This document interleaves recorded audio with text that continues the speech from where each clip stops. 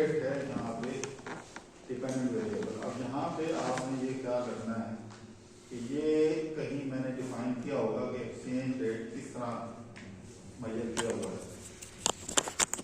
ये आपको मिलेगा ये वेरिएबल PKR US डॉलर लिखा हुआ है।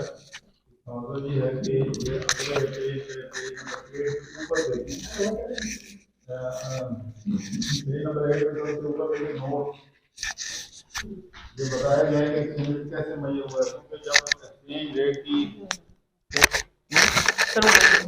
अच्छा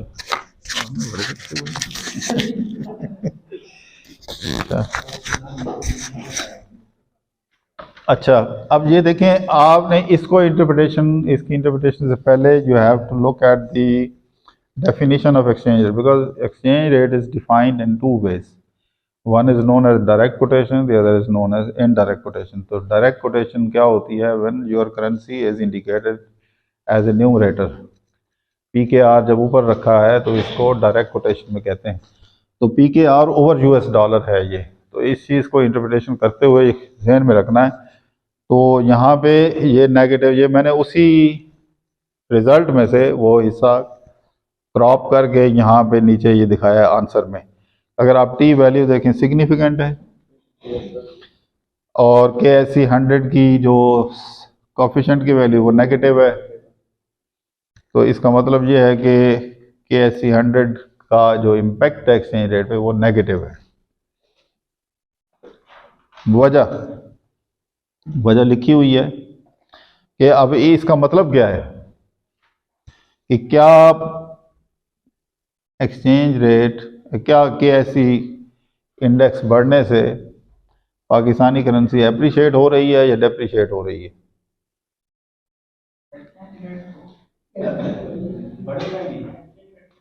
नहीं, वो तो रिजल्ट को देख के ना, आप थ्योरेटिकल बात तो नहीं कर सकते ना, यहाँ तो रिजल्ट्स हैं, रिजल्ट्स को देख के बताना है।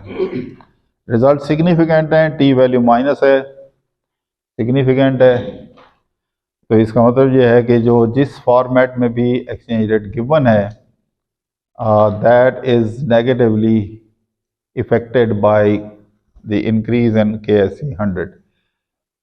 तो इंडेक्स बढ़ने से PKR over US dollar decrease हो रहा है, तो it means Pakistani currency is appreciating.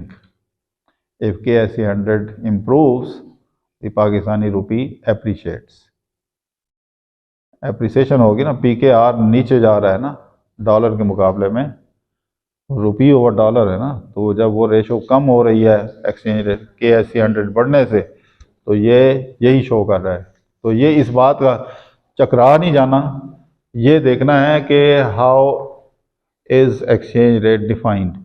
Exchange rate here is defined as a direct quote. Therefore, PKR over US dollar negative sign means as KSE 100 index increases, this ratio decreases. So decrease in ratio means more dollar against PKR. So more dollar against PKR means PKR appreciates, US dollar depreciates.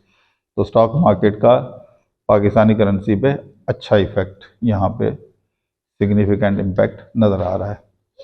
अच्छा, आगे, to what degree are the stock markets of different countries interconnected and what evidence lend support to this conclusion.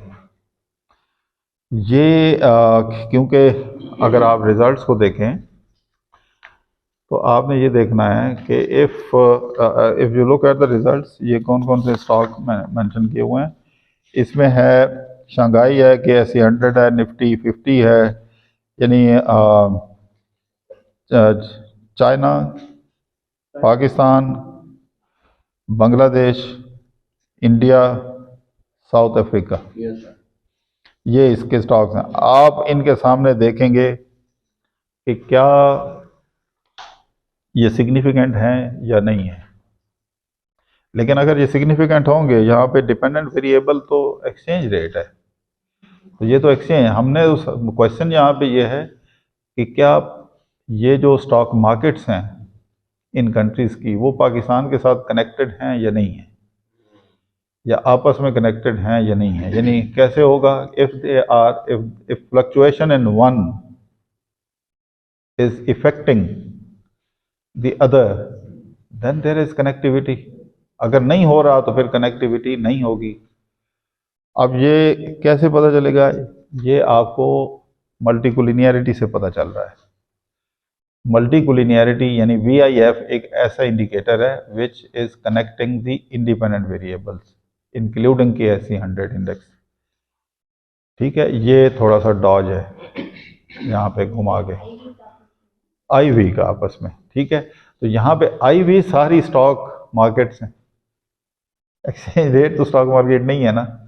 तो IVs को यहाँ पे कुलिनियरिटी आपको बताएगी कि weather, अच्छा अब VIF यहाँ पे निकाला गया है और VIF को अब क्या करेंगे, आप इनके VIF से R² निकाल लेंगे, जो जिससे आपको डायरेक्ट पता लग जाएगा। ये मैंने R² इधर निकाला हुआ है पेज 7 के ऊपर। अगर आप टेबल देखें, शंघाई KSE 100 ये सारे 70% से ऊपर है। तो बिल्कुल जेन्युइन काम है, ओरिजिनल काम है, बिल्कुल ओरिजिनल डाटा है। और ये बता रहा है कि पोटेंशियल कनेक्टिविटी है, तो पाकिस्तान इस ऑप्शन को अवेल कर सकता है। और इसमें हमारी मदद कौन कर सकता है? चाइना। ठीक है, चाइना। और ये कैसे पता चल रहा है? वो यहाँ से नहीं पता चल रहा, वो हमारे डिप्लोमेटिक रिलेशंस, हमारी जो सपोर्ट है, डिप्लोमेटिक सपोर्ट है चाइना की तरफ से, because China is one of the leaders in BRICS. ठीक है, ब्रिक्स में कौन कौन से कंट्रीज आते हैं? Brazil, Russia, India, China, south Africa. अब ये इसकी एक्सपेंशन की, इसकी रिकॉन्स्टिट्यूशन की बातें हो रही हैं। कुछ कंट्री ड्रॉप करना चाह रहे हैं because of the American pressure, कुछ ऐड होने जा रहे हैं। तो पाकिस्तान को अभी इस आगे है नहीं। अभी जो इतना जोर लगाया हुआ है ना पाकिस्तान के बारे में, इस वक्त चाइना भी चाह रहा है कि उनके बिलियंस ऑफ डॉलर्स की इन्वेस्टमेंट है CPEC में और बाकी, तो ये पूरी बेल्ट जो है ये पीसफुल हो जाए, क्योंकि उनके अपने पिछले कोई 18 महीनों से उनका बैड सीन चल रहा है, तो बहुत अच्छा नहीं है। पहले उनको ताइवान में ड्रैग करने की कोशिश की गई, अभी तक है, तो फिर काउंटर स्ट्रेटजी भी होती है, जैसे हमास आ गया, तो काउंटर स्ट्रेटजी तो होती है ना डिफेंस में फिर कहीं ना कहीं। तो बहरहाल वो तो लड़ाई अलग, लेकिन बहरहाल पाकिस्तान का स्कोप उसी वक्त है कि जब पाकिस्तान में इकोनॉमिक ग्रोथ बेहतर हो, इकोनॉमिक कंडीशन बेहतर हो, जिसकी भी गवर्नमेंट हो, इकोनॉमिक कंडीशन अगर बेहतर होंगे तो हम, वरना जो है, अगर खुदा ना खासा 2022 से आगे वही ट्रेंड चलता है जो 2019 से चल रहा था पाकिस्तान की इकानमी में पिछले 10 साल का, अगर हम एनालिसिस करें, तो 19 से 22, 19, 20, 21, 22 ये ट्रेंड अगर कंटिन्यू रहता तो बहुत सारी जगहों पे हमने अपना एनालिसिस भी मैंने जमा कराया था, जिसमें हमारी फिर फाइंडिंग ये थी कि जिस तरह अमेरिका के साथ नेबर मैक्सिको है, ऐसा ना हो कि पाकिस्तान एक और मैक्सिको हो चाइना के साथ। तो बिल्कुल उस तरह के हालात हो रहे थे। आपको पता है मैक्सिको भी डिफ़ॉल्ट कर गया था, $50 बिलियन का पैकेज, फिर बेल आउट पैकेज दिया था अमेरिका ने। तो इसी तरह पाकिस्तान का भी कुछ हालात ऐसे ही थे, लेकिन अब ये है कि फोकस है एक अंडरस्टैंडिंग है, ये this is for the first time in Pakistan कि जो almost from all political parties establishment, the leadership is on the same page, same page in the sense, ये नहीं है कि वो एक दूसरे से इत्तेफाक कर रहे हैं, इस बात पे एग्रीमेंट है कि Pakistan economy needs to be recovered soon, otherwise Pakistan will be suffering great loss, बहुत ख़तरा हो जाएगा। तो इस जी ये तो बच गए हैं, निकल आए हैं इससे, डिफ़ॉल्ट से। ये तो 2022 के बाद अगर 23 पूरा गुजरता ना तो फिर लग पता जाता है कि F-16 में पेट्रोल डालने के क्या उसकी रिप्लेसमेंट भी नहीं हो सकती थी, उसके पार्ट्स ही नहीं मिलने थे, और आपको 1000 रुपये लीटर पेट्रोल मिलता, लग पता जाता। आप खुदा ना खासा डिफ़ॉल्ट जो है बहुत ख़तरनाक चीज़ होती है। सबसे पहला इफेक्ट आपकी सिक्योरिटी पे आता है, सबसे पहले। डिफॉल्ट नहीं होगा नहीं, उस वक्त तो सब कह रहे थे कि हो रहा होगा, हम इनको डिटेल से रिपोर्टें इनको देते थे, और ये कहते थे कि नहीं वो फलाना तो कह रहा है डिफ़ॉल्ट हो गया। तो कैसे आप पागलों जैसी बातें करते हैं, पाकिस्तान डिफ़ॉल्ट नहीं हो सकता। उसकी कई रीजंस थी, मैं ऐसे नहीं ज़बानी कलामी नहीं, पूरा एक डाटा। नहीं एटॉमिक वाली बात नहीं है, डाटा शीट पूरी होती है, किसी दिन मैं आपको बताऊंगा। स्टेक सब भूल जाते हैं जब डिफ़ॉल्ट होता है। मैं आपको किसी दिन अपने वो पुराने लेक्चर जो है ना फाइंडिंग्स शेयर करूंगा। गेस्ट स्पीकर बुलाते होते थे कि बताएं डिफ़ॉल्ट, उनका नहीं होगा, नहीं कैसे हो गया। एक बंदे ने, बहुत मशहूर इकोनॉमिस्ट है, अपने आप को इकोनॉमिस्ट कहते हैं, मैं नाम नहीं लूँगा, उसने जाके GHQ को रिपोर्ट दी कि पाकिस्तान डिफ़ॉल्ट हो रहा है, हो गया है, या हुकूमत डिक्लेयर नहीं कर रही।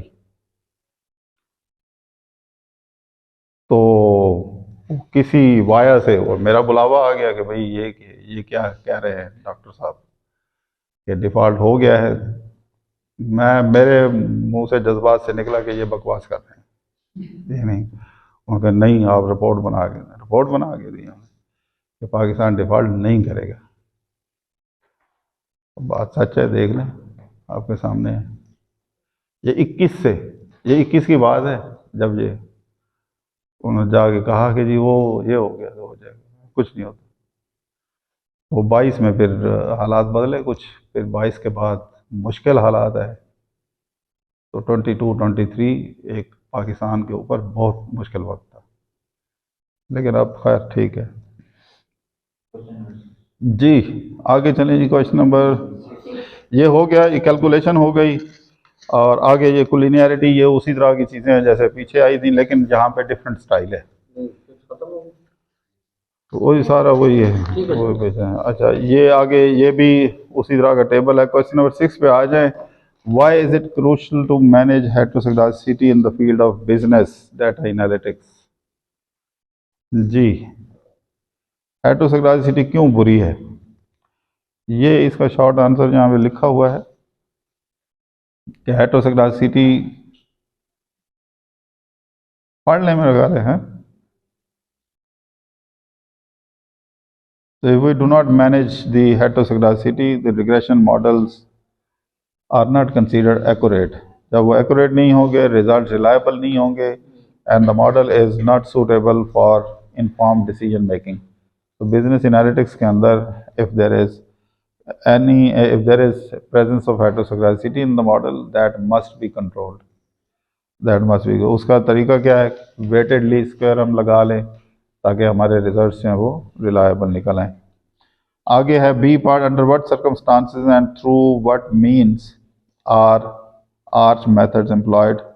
ये पीछे भी पूछा गया है, ये वही चीज़ें हैं कि आर्च मॉडल कब होगा, जब आपका टाइम सीरीज डेटा हो, जब आपकी मॉडल स्पेसिफिकेशन ख़राब हो, वोलेटिलिटी पैटर्न हो, तो उस वक्त ये हम आर्च मॉडल यानी heterozygosity in the time series model. तो इसी तरह using any business model as an example outline the steps required to mitigate heterozygosity and ensure the production of reliable results. ये आपने अपनी तरफ से अपने जो फील्ड ऑफ स्पेशलाइजेशन से कोई मॉडल बना के तो ये बताना होगा कि if there is heterozygosity in the model, तो हाउ टू कंट्रोल इट। तो how to control it, heteroscedasticity detection तो हो जाती है, आप ग्राफ बनाते हैं, आप म्यू निकाल के रिग्रेशन निकालने के बाद म्यू को आप प्लॉट करते हैं against dependent variable, against each independent variable you plot and see whether the dots are spread और dots are moving across the same path.